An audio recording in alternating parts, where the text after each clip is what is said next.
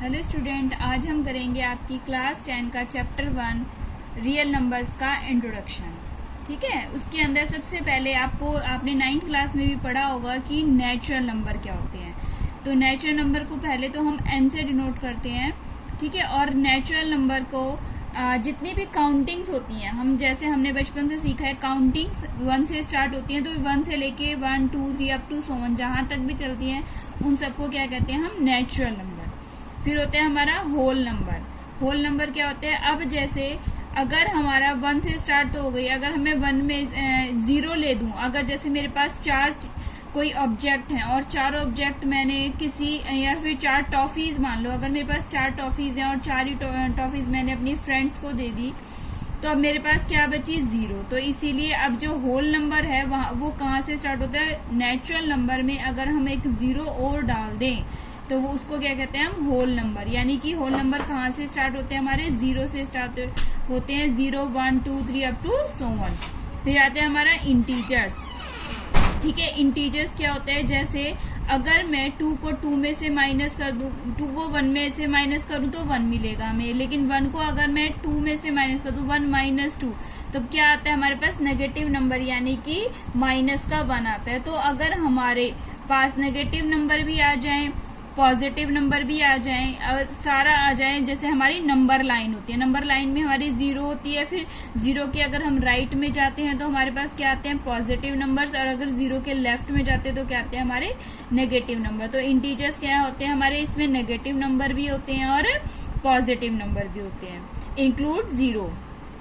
फिर आते हैं हमारे पास रेशनल नंबर। रेशनल नंबर क्या होते हैं, जो हमारे, जैसे अगर हमारे पास एक कोई सर्कल है, सर्कल को अगर मैं 2 पार्ट में डिवाइड कर दूं, तो ये भी इसका 1/2 पार्ट, ये भी इसका 1/2 पार्ट, और ये क्या है हमारा होल नंबर। तो जैसे अगर हमारे कुछ भी हाफ में आ जाता है, मतलब रेशनल नंबर में आ जाता है, अपॉन की फॉर्म में आ जाता है, तो उसको क्या कहते हैं हम रेशनल नंबर। जैसे 1/2 1/4 3/8 फॉर पी अपॉन क्यू की फॉर्म में होते हैं। और ये हमारे कंडीशन क्या होती है, जो इसका डिनोमिनेटर होता है, देखो ऊपर वाला न्यूमरेटर होता है, नीचे वाला क्या होता है डिनोमिनेटर। तो हमारा कंडीशन है कि डिनोमिनेटर 0 नहीं होना चाहिए, तो उसको क्या कहते हैं हम रेशनल नंबर।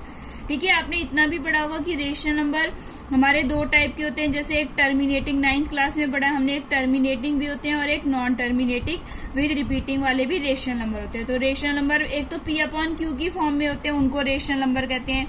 एक जो टर्मिनेटिंग होते हैं, टर्मिनेटिंग का मतलब क्या है, जो डेसिमल में कंप्लीट चले जाते हैं, जैसे 3/5 कितना आ जाएगा मेरा 0.6, ये कंप्लीटली चला गया ना मेरा, तो उसको क्या कहते हैं हम रेशनल नंबर। ये कंप्लीटली जो डिवाइड होता है टर्मिनेटिंग बोलते हैं। लेकिन कुछ नंबर ऐसे होते हैं जो हमारे कंप्लीटली डिवाइड नहीं, जैसे 1/3, ये क्या आ जाएगा हमारा 0.90999 ऐसे करके सोन चलता रहेगा। तो ये हमारा non terminating with repeating, non terminating with repeating. Terminating कौन सा, जो कंप्लीटली डिवाइड हो जाता है उसको टर्मिनेटिंग कहते हैं। लेकिन अगर हमारा टर्मिनेटिंग नहीं है, यानी नॉन टर्मिनेटिंग विद रिपीटिंग आ जाए, तो उसको भी क्या कहते हैं हम रेशनल नंबर। ठीक है, तो रेशनल नंबर के हमारे पास 3 डेफिनेशन, पी अपॉन क्यू की फॉर्म में हो, टर्मिनेटिंग हो, या नॉन टर्मिनेटिंग विद रिपीटिंग हो, तो हम उसको कहते हैं रेशनल नंबर। इसके बाद आता है हमारा इर्रेशनल नंबर। इर्रेशनल नंबर कौन से होते हैं, जो हमारे स्क्वायर रूट की फॉर्म में होते हैं और स्क्वायर रूट से बाहर नहीं निकल सकते, कंप्लीटली बाहर नहीं निकल सकते। जैसे √2 √3 √7। जैसे अगर आप कहो कि √9 भी होगा तो नहीं, क्योंकि 9 के अगर मैं फैक्टर करूं, देखो यहाँ बताते हैं 9 के अगर मैंने फैक्टर करे तो क्या हो जाएगा 3 × 3, ये पेयर में हो गया। तो जब भी पेयर में होते हैं तो इनके पेयर में से एक बाहर निकल जाता है, तो ये हमारा स्क्वायर रूट की फॉर्म में नहीं रहता। तो जो स्क्वायर रूट से बाहर निकल जाते हैं तो वो तो हमारे अलग से आ जाएंगे, वो हमारे इरेशनल नंबर नहीं होते। लेकिन जो स्क्वायर रूट से बाहर कंप्लीटली ना निकल पाए, जिनका पेयर नहीं होता, तो उनको क्या कहते हैं हम इरेशनल नंबर। अब क्वेश्चन कई बार ये होता है हमारे पास कि जो ये पाई है, क्या ये रेशनल नंबर है या इरेशनल नंबर है। तो जो हमारी पाई है वो हमेशा इरेशनल नंबर में काउंट होती है, रेशनल में नहीं होगी। फिर आप कहोगे कि पाई की वैल्यू तो 22/7 होती है, तो ये तो हमारा रेशनल नंबर होना चाहिए। लेकिन बच्चों 22/7 सिर्फ हम क्वेश्चंस में सॉल्व करने के लिए लेते हैं। इसकी एक्चुअल वैल्यू 22/7 नहीं होती। जब हम इसको डिवाइड करते हैं तो ये हमारी पॉइंट में अलग अलग, यानी कि जब हमारी क्या होती है, non terminating with non repeating आती है।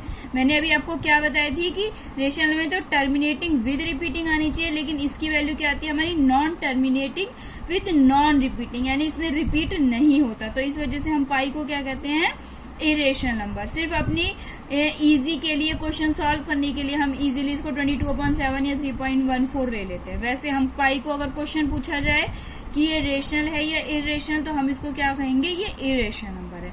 अब मेन आपका आता है रियल नंबर। रियल नंबर जो आपका चैप्टर का नेम है। अब हमें पता चले रियल नंबर क्या होते हैं। देखो, रियल नंबर मतलब collection of rational and irrational, यानी कि जो रेशनल नंबर होते हैं वो भी रियल नंबर होते हैं, जो इरेशनल होते हैं वो भी हमारे रियल नंबर्स होते हैं। तो जितने भी हमने अभी तक नंबर पढ़े हैं, सारे नंबर्स को हम क्या बोलते हैं, रेशनल नंबर।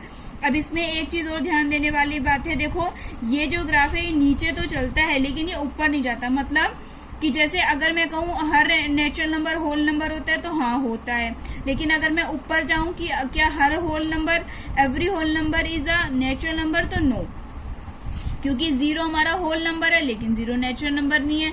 1 हमारा नेचुरल नंबर है तो 1 होल नंबर भी है, 2 भी हमारा होल नंबर है।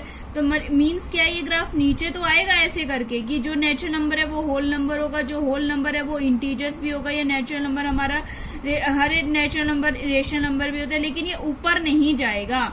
मीन्स हर रेशनल नंबर इंटीजर नहीं होगा, हर इंटीजर होल नंबर नहीं होगा, या होल नंबर क्या नहीं होगा, हमारा नेचुरल नंबर नहीं होगा।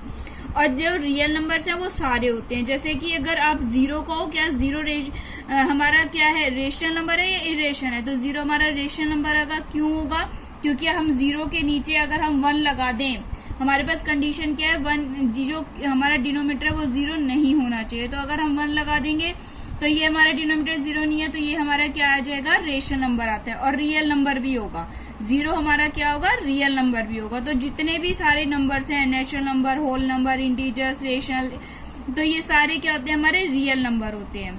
और अगर जो स्क्वायर रूट की फॉर्म में हमारे जो होते हैं वो इरेशनल, वो भी क्या होते हैं, हमारे रियल नंबर्स। मीन्स जितने भी नंबर्स आपने पढ़े हैं उन सबको क्या बोलेंगे हम, रियल नंबर। देखो, अब हमारा क्वेश्चन एक्सरसाइज में हमारे आएगा यूक्लिड डिवीजन लेमा। मीन्स क्या होता है कि जैसे हमें हमें दो डिजिट दी जाएंगी, उनसे हमें क्या निकालना है, उनका हमने बचपन से पढ़ा हुआ है। जैसे अगर हमारा 7 है, 7 को मुझे 2 से डिवाइड करना है, तो 2 से अगर मैं डिवाइड करती हूँ तो 2 3 जा 6 जाएगा, और फिर रिमाइंडर क्या बचेगा हमारा 1। तो इसके अंदर 2 क्या है हमारा डिवाइजर हो जाता है, 3 क्या है हमारा क्यूशेंट हो जाता है, और 7 क्या है हमारा डिविडेंड हो जाता है, और 1 क्या बचा है हमारा रिमाइंडर बचा है। तो इसको हम कैसे लिख सकते हैं, देखो a = BQ + R की फॉर्म में लिख सकते हैं, जहाँ a क्या है हमारा डिविडेंड है, ठीक है, और b क्या है हमारा डिवाइजर है, q क्या है हमारा क्यूशेंट है, और r क्या है मेरा रिमाइंडर। तो a कितना है मेरे पास 7, b कितना है मेरे पास 2 है, क्यूशेंट कितना है मेरे पास 3, और रिमाइंडर क्या है 1 है हमारा। ठीक है, तो इन सब में हमें कैसे फॉर्म में लिखना है, यूक्लिड डिवीजन लेम में a = BQ + R की फॉर्म में लिखना है। अब ये आता है हमारे पास यूक्लिड डिवीजन एल्गोरिथम, मतलब कि हमारे पास जो स्टेप्स, हमें जो दो नंबर्स दिए जाएंगे उनके स्टेप्स क्या करने में, फाइंड आउट करने में HCF, और HCF निकालने के लिए कम से कम हमारे पास 2 नंबर्स तो होने ही चाहिए। जैसे हम छोटी क्लास में कैसे निकालते थे बच्चों, 3 और 12 आपको 2 नंबर्स दे दिए और उनका हमें क्या निकालना है, HCF निकालना है। तो हमने सबसे पहले 3 के प्राइम फैक्टर करेंगे, 3 के क्या होते हैं हमारे 1 × 3 हो गए। उसके बाद 12 के करेंगे, क्या हो गए फैक्टर 1 × 2 × 2 × 3 हो जाएंगे हमारे। तो जो इसका HCF होता है, जो कॉमन फैक्टर होता है ना हमारा, जैसे इसमें 3 और ये 3 हो जाता है, तो ये हमारा क्या हो जाता है, इसका HCF हो जाता है। लेकिन अब यहाँ पर कैसे करेंगे हम, यूक्लिड एल्गोरिथम से हमारा क्या हो जाएगा, देखो 12 को मैं कैसे लिख सकती हूँ, 3 से मैंने डिवाइड किया, यानी a तो हमारा क्या हो गया 12, फिर मैंने 3 से डिवाइड किया, यानी कि 3 क्या हो गया मेरा डिवाइजर, और उसके बाद क्यूशेंट कितना है मेरा 4 है, लेकिन रिमाइंडर कितना बच रहा है मेरा 0 बच रहा है। तो इसके अंदर क्या होता है, जो अगर ये कम्प्लीटली 0 आ जाए, रिमाइंडर 0 जाए, तो जो हमारा डिवाइजर होता है उसको क्या बोलते हैं हम, ये डिवाइजर। अगर हमारा यहाँ पे R 0 हो जाता है तब, जो ये डिवाइजर होता है ये क्या होता है हमारा HCF ऑफ टू नंबर्स। देखो डिविडेंड इसके अंदर 12 है, क्यूशेंट मेरा 4 है, डिवाइजर मेरा 3 है, तो ये 3 से कम्प्लीटली डिवाइड हो गया, तो ये इसका 3 क्या हो जाएगा हमारा HCF हो जाएगा। ठीक है, अब जैसे हमारे पास ये दो नंबर है, हमारे पास 12 और 42, इसका निकालना है। तो सबसे पहले मैं क्या करूंगी, इन दोनों में से देखूंगी कौन सा बड़ा है, हमारा 42 बड़ा है, तो 42 हमारा डिविडेंड हो जाएगा। ठीक है, मैंने इसको 12 से डिवाइड करा, तो 12 से डिवाइड करने पर 12 3 36 यानी 3 टाइम्स गया, ये क्यूशेंट हो गया मेरा, और रिमाइंडर क्या बच जाएगा मेरा 6 बच जाएगा। और फिर जो हमारा डिवाइजर होता है इसको इधर लिखते हैं, हमारा डिविडेंड बन जाता है।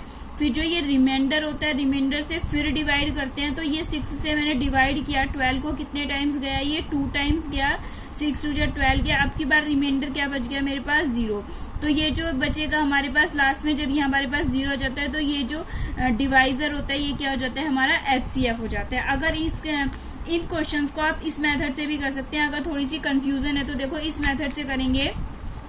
सबसे पहले हम क्या करेंगे, 12 लिख लेंगे, 12 यानी कि बड़ा नंबर तो हम अंदर लिख लेते हैं, छोटे नंबर से डिवाइड करते हैं, तो हमारा 12 से 42 कितने टाइम्स गया, 12 3 36, फिर 12 माइनस 6 कितना आ जाएगा, 6 आ जाएगा, ऊपर से क्या उतारेंगे हम 12 उतारेंगे, फिर 6 2 12, तो ये जो नीचे लास्ट में बचेगा उसको क्या कहते हैं हम HCF। तो हमारा 12 और 42 का HCF कितना आ जाएगा 6। चाहे आपको इस मेथड से कर लो चाहे इस मेथड से, इन दोनों मेथड में जो इजी लगता है उसी मेथड से कर सकते हैं।